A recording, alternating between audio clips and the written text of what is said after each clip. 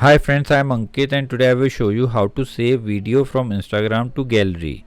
Friends, if you want to save your photos and videos from Instagram to phone gallery, then you simply need to open Instagram app.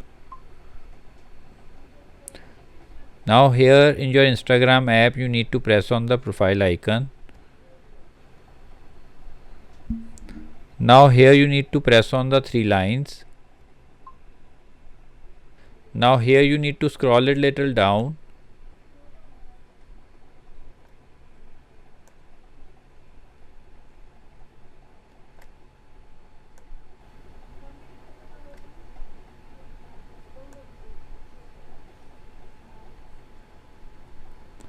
Now under your app and media, you will find option of archiving and downloading.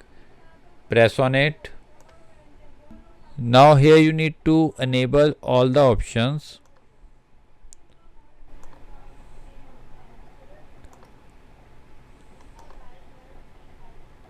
Now after completing this step, all your Instagram photos and videos will be available on your phone gallery. So friends, like this you can very easily save your photos and videos from Instagram to phone gallery.